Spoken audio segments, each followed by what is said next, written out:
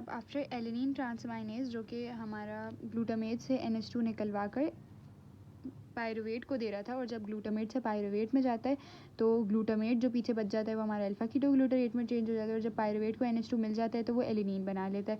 यहाँ पर ALT जो है हमारा, ये एक कोएंजाइम को भी यूज़ करता है, कोएंजाइम या साथ में पायरोडॉक्सिल फॉस्फेट को एज ए कोएंजाइम यूज़ करता है ये। फिर उसके बाद एस्पार्टेट ट्रांसमाइनेज आ जाता है। एस्पार्टेट ट्रांसमाइनेज के अंदर जो दूसरा कॉमन नेम है इसका वो है सीरम ग्लूटामेट ऑक्जेलो एसिटेट ट्रांसमाइनेज। अब यहाँ पर ग्लूटामेट से ऑक्जेलो एसिटेट के अंदर जाएगा। पहले हमने देखा था कि ग्लूटामेट से पायरुवेट में जा रहा है तो इसका नाम था सीरम ग्लूटामेट पायरुवेट ट्रांसमाइनेज, लेकिन अब यहाँ पर सीरम ग्लूटामेट ऑक्जेलो एसिटेट ट्रांसमाइनेज है क्योंकि ग्लूटामेट से ऑक्जेलो एसिटेट के पास जाएगा। अब ग्लूटामेट से पहले ऑक्जेलो एसिटेट के पास जाएगा। ग्लूटामेट हमें पता है, बार बार हमने देख चुके हैं, यहाँ पर भी देखा था, यहाँ पर भी देखा था कि ग्लूटामेट जो है वो जब अपने अंदर से NH2 निकाल देता है which is an amino acid, तो NH2 निकालने के बाद वो कीटो एसिड बन जाता है जो कि अल्फा कीटो ग्लूटरेट है। तो जब भी ग्लूटामेट में से NH2 निकलेगा तो वो अल्फा कीटो ग्लूटरेट बनेगा। अब जो ऑक्जेलो एसिटेट है जो कि कीटो एसिड है और वो रिसीव कर रहा है NH2 को, तो ये AST एंजाइम की प्रेजेंस के अंदर अपने साथ NH2 को एसोसिएट कर लेगा और फिर अमाइनो एसिड बना लेगा जो कि एस्पार्टेट है। तो अब अगर हम शुरू से देखें तो जब ग्लूटामेट अपने अंदर से NH2 निकाल देता है तो वो अल्फा कीटो ग्लूटरेट बना लेता है, that is the keto acid. Pyruvate जो कि कीटो एसिड है, जब वो अपने अंदर NH2 डाल लेता है तो वो एलिनीन बना लेता है। तो पायरुवेट एलिनीन में कन्वर्ट होता है, ग्लूटामेट अल्फा कीटो ग्लूटरेट में कन्वर्ट होता है, ऑक्जेलो एसिटेट NH2 लेने के बाद एस्पार्टेट में कन्वर्ट होता है, और बस। AST जो है जिसका दूसरा नाम सीरम ग्लूटामेट ऑक्जेलो एसिटेट ट्रांसमाइनेज, अब हमने ग्लूटामेट ऑक्जेलो एसिडेट की वजह देख ली क्योंकि ग्लूटामेट से ऑक्जेलो एसिडेट में जा रहा है। ये जो है हमारे पास लिवर और कार्डियक मसल्स दोनों के अंदर प्रेजेंट होता है, यानी कि जो हमारा ALT था, ALT स्पेसिफिकली लिवर के अंदर ही प्रेजेंट था, ये सिर्फ और सिर्फ लिवर के अंदर प्रेजेंट है, जबकि हमारा AST जो है वो लिवर के अलावा कार्डियक मसल में भी प्रेजेंट है। ये कैटलाइज करता है transfer of NH2 from the glutamate to oxaloacetate which we have already seen, forming alpha ketoglutarate and aspartate which we have seen as well, कि यहाँ पर अल्फा कीटोग्लूटरेट बनता है और यहाँ पर एस्पार्टेट बनता है, which is the source of nitrogen in urea cycle. अब ये जो एस्पार्टेट है ये कहाँ जाएगा आगे जाके, ये यूरिया साइकिल के अंदर चला जाएगा। The reaction is readily reversible. अभी हमने देखा था कि ALT और AST दोनों जो रिएक्शन कर रहे हैं वो रिवर्सिबल है, यानी अगर कीटो एसिड ऑक्जेलो एसिटेट NH2 लेकर एस्पार्टेट बनाए तो एस्पार्टेट में से NH2 निकाल कर ऑक्जेलो एसिटेट भी बन सकता है वापस, तो दिस इज़ ऑल्सो रिवर्सिबल। और इसकी अच्छा, जो हमने पहले देखा था कि यहाँ पर जो डायरेक्शन है कैटाबॉलिज्म के टाइम पे, जब अमाइनो एसिड की कैटाबॉलिज्म हो रही होगी तो डायरेक्शन जो है वो ग्लूटामेट सिंथेसिस की तरफ ज़्यादा फेवर होगी, मतलब ALT ग्लूटामेट की सिंथेसिस को ज़्यादा फेवर करता है जबकि AST एस्पार्टेट की सिंथेसिस को ज़्यादा फेवर करता है। Direction of aspartate synthesis, mechanism क्या है इनका। अब हमने देखा कि दोनों के साथ जो है पायरोडॉक्सिल फॉस्फेट लगा हुआ है, कि ALT है तो ये भी पायरोडॉक्सिल फॉस्फेट को साथ में लगाकर ट्रांसमाइनेशन कर रहा है, और AST भी साथ में पायरोडॉक्सिल फॉस्फेट को लगाकर ट्रांसमाइनेशन कर रहा है। अब ये जो पायरोडॉक्सिल फॉस्फेट है इसका दूसरा नाम होता है कॉमन विटामिन B6। तो pyridoxal phosphate is vitamin B6 which is used as a coenzyme in transamination. Transaminases transfer amino group to pyridoxal part of the coenzyme to form pyridoxamine। तो पहले अमाइनो ग्रुप पायरोडॉक्सिल के साथ associate होता है कि पायरोडॉक्सिल जो है वो अपने साथ अमाइन ग्रुप लगा के पायरोडॉक्सिल अमाइन बन जाता है, फिर पायरोडॉक्सिल अमाइन जो है वो अल्फा कीटो एसिड के साथ रिएक्ट करके अमाइनो एसिड बना देता है उसको अमाइन ग्रुप देखकर। Regeneration of the original aldehyde form of the coenzyme that is pyridoxal phosphate वापस बन जाती है। फिर उसके बाद डायग्नोस्टिक वैल्यूज़ देखनी है इसकी कि डायग्नोस्टिक में किस तरह काम होता है। अब ट्रांसमाइनेजेस जो है वो इंट्रासेलुलर एंजाइम्स है लिवर और कार्डियक मसल के। ALT स्पेसिफिकली लिवर का है और AST लिवर और कार्डियक मसल का है। तो अगर लिवर के अंदर या कार्डियक मसल के अंदर कोई मसला होगा, स्पेसिफिकली लिवर के अंदर कोई मसला होगा क्योंकि उसका इंट्रासेलुलर एंजाइम है, तो यानी कि अगर इन दोनों एंजाइम में कोई मसला है तो यानी लिवर के अंदर कोई मसला है। इस तरह हम डायग्नोसिस भी कर सकते हैं इन एंजाइम की वजह से। Whenever there is a damage in these cells, the serum level of these transaminases rises, के बहुत ज़्यादा बनने लग जाते हैं। Raised level of ALT,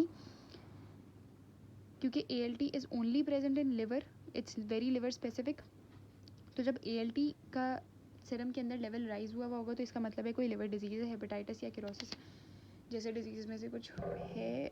जबकि AST जो है हमारा अगर उसके लेवल राइज होते हैं तो हम इस तरह की डायग्नोसिस कर सकते हैं कि कार्डियक डिजीज़ है कोई, जैसे कि मायोकार्डियल इन्फेक्शन, क्योंकि AST जो है वो हमारे पास कार्डियक डिजीज़ के अंदर भी पाया जाता है, लेकिन हम इस बेसिस के ऊपर we don't diagnose on AST की बेसिस एनी मोर, क्योंकि AST is not very specific for cardiac, but ALT is very specific for liver diseases and it is very sensitive कि अगर थोड़ा सा भी कोई वो हो जाता है तो AST का लेवल बहुत ज़्यादा बढ़ जाता है, तो इट्स वेरी सेंसिटिव, क्योंकि तो इसकी बेसिस पे हम डायग्नोसिस नहीं कर सकते, लेकिन ALT is a very specific enzyme, तो इसकी बेसिस पे डायग्नोसिस हो सकता है, तो ALT की बेसिस पे हो सकता है और AST की बेसिस पे नहीं करते. Deamination is another reaction of amino acid like transamination. Deamination is a second reaction. Transamination के अंदर अमाइनो ग्रुप का ट्रांसफर हुआ था, deamination के अंदर अमाइनो ग्रुप का रिमूवल होगा, तो रिमूवल होगा, अब जो रिमूवल होगा it is removed in the form of ammonia. और ये हमारा अमाइनो एसिड है और उसके अंदर से NH2 निकाल देंगे तो NH2 के साथ एक और H एसोसिएट होकर अमोनिया बना लेगा और अमाइनो ग्रुप जो है वो कन्वर्ट हो जाएगा. जो अमाइनो ग्रुप था जिसमें से NH2 निकल गया वो खुद तो कन्वर्ट हो जाएगा कीटो एसिड के अंदर. ये जो सारा डीअमाइनेशन का प्रोसेस हो रहा है ये लिवर के अंदर हो रहा है. डीअमाइनेशन 2 टाइप्स की होती हैं, ऑक्सीडेटिव और नॉन ऑक्सीडेटिव. जो ऑक्सीडेटिव डीअमाइनेशन है उसके अंदर हमारे पास O2 की प्रेजेंस होनी चाहिए सबसे पहले. तो ऑक्सीडेटिव डीअमाइनेशन के अंदर नाम में आ रहा है कि ऑक्सीडेटिव है तो ऑक्सीजन की प्रेजेंस होगी. अब यहाँ पर डीअमाइनेशन के लिए जो एंजाइम यूज़ हो रहे हैं वो अमाइनो एसिड ऑक्सीडेजेस से हमने ये बात याद रखनी है कि डीअमाइनेशन का जिक्र हो रहा है. तो डीअमाइनेशन के अंदर सबसे पहले तो ऑक्सीडेसेस चाहिए होते हैं और ऑक्सीजन की प्रेजेंस चाहिए होती है और उसके अलावा कोएंजाइम चाहिए होता है FMN. जो पहले हमने कोएंजाइम देखा था वो था पायरोडॉक्सिल फॉस्फेट विच इज़ B6 और अब यहाँ पर हमें कोएंजाइम डीअमाइनेशन के लिए FMN चाहिए. Removed amino group is released as NH3. Hydrogen peroxide is produced and released since H2O2 is toxic. It is immediately decompose by catalase. जो अमाइनो एसिड है वो कीटो एसिड में कन्वर्ट हो जाएगा. सबसे पहले तो हमें ऑक्सीजन की प्रेजेंस चाहिए, उसके अलावा हमें FMN एज अ कोएंजाइम चाहिए, उसके अलावा प्रोडक्शन हो रही होगी हाइड्रोजन peroxide की और साथ में अमोनिया तो बनेगा ही बनेगा क्योंकि डीअमाइनेशन के रिजल्ट में अमोनिया बनता है. तो एक तो अमोनिया बन गया और उसके साथ में हाइड्रोजन peroxide भी बनेगा. बस हाइड्रोजन peroxide की हमने ब्रेकडाउन किस तरह करनी है, तो कैटालेज एंजाइम आएगा जो कि हाइड्रोजन peroxide की ब्रेकडाउन करेगा. सब अमाइनो एसिड जैसे कि ग्लूटामिक एसिड है are deaminated not by amino acid oxidases. पहले हमने देखा था कि डीअमाइनेशन के लिए amino acid oxidases, oxidative deamination के लिए अमाइनो एसिड ऑक्सीडेजेस आएंगे एंजाइम्स जो कि होंगे, लेकिन ग्लूटामिक एसिड जैसे अमाइनो एसिड जो हैं वो इस वाले एंजाइम से डीअमाइनेट नहीं होते, बल्कि इनको अमाइनो एसिड डीहाइड्रोजिनेज चाहिए. नॉर्मली ऑक्सीडेजेस चाहिए लेकिन ग्लूटामिक एसिड को डीहाइड्रोजिनेज चाहिए अपने आप को डीअमाइनेट करने के लिए. और इसमें इसकी फॉर्मेशन में इसकी एज ए रिज़ल्ट इमाइनो ग्रुप बन जाता है और इमाइनो ग्रुप के अंदर हमें पता है कि डबल बॉन्ड्स होते हैं इंस्टेड ऑफ सिंगल बॉन्ड. तो यहाँ पर अमाइनो एसिड के अंदर सिंगल बॉन्ड NH2 को जोड़ा होता है, H को जोड़ा होता है, जबकि इमाइनो एसिड के अंदर डबल बॉन्ड्स बन जाते हैं NH2 के साथ ही, और एक जो एक्स्ट्रा H होता है वो एसोसिएट फिर नहीं होता, तो ये इमाइनो एसिड बन जाता है. अच्छा, अब जो हमारा ग्लूटामिक एसिड है, तो ग्लूटामिक एसिड की जब डीअमाइनेशन होती है तो वो imino group resulting in the formation of imino group as an intermediate product. तो पहले डीअमाइनेशन से पहले एक इमाइनो ग्रुप बनेगा, फिर उसके बाद डीअमाइनेशन होगी और यहाँ पर जो एंजाइम यूज़ होगा वो अमाइनो एसिड डीहाइड्रोजिनेज होगा. Another type of deamination involve specific amino acid oxidases. अब यहाँ पर तो नॉर्मली हमने देखा कि अमाइनो एसिड ऑक्सीडेज जो है वो डीअमाइनेशन कराएंगे, लेकिन कुछ अमाइनो एसिड ऐसे होते हैं जो कि स्पेशल टाइप यूज़ करते हैं इन ऑक्सीडेजेस की, जैसे ग्लाइसिन है, तो ये ग्लाइसिन ऑक्सीडेज नाम के एक स्पेशल उससे ही डीअमाइनेट होगा. अब जैसे अमाइनो एसिड है ग्लूटामिक एसिड, यहाँ पर कौन सा एंजाइम यूज़ हो रहा था, अमाइनो एसिड डीहाइड्रोजिनेज यूज़ हो रहा था. सबसे पहले तो हमने अमाइनो एसिड डीहाइड्रोजिनेज यूज़ कर लिया, NADH2 की जो है रिडक्शन करा दी, ये रिड्यूस हो जाएगा क्योंकि ये ऑक्सीडाइज हो रहा है तो ये रिड्यूस हो रहा है क्योंकि ऑक्सीडेटिव डीअमाइनेशन है. अब यहाँ पर पहले इमाइनो ग्रुप बनेगा, फिर उस इमाइनो ग्रुप के अंदर से NH3 निकलेगी, तो पहले इमाइनो ग्रुप बनेगा which is the intermediate product. तो यहाँ पर पहले इंटरमीडिएट प्रोडक्ट बनेगा ग्लूटामिक एसिड के केस में, फिर उसके बाद कीटो एसिड बनेगा और ये इमाइनो ग्रुप जो है इसके अंदर से NH3 निकलेगा. जो ग्लाइसिन है हमारा, जो कि स्पेशल टाइप ऑफ ऑक्सीडेजेस यूज़ करते हैं, जो कि ग्लाइसिन ऑक्सीडेज है, यहाँ पर ये ऑक्सीजन की प्रेजेंस के अंदर कीटो एसिड में कन्वर्ट हो जाएगा और साथ में हमारा अमोनिया निकल जाएगा, और यहाँ पर भी साथ में हमारा अमोनिया निकल रहा था।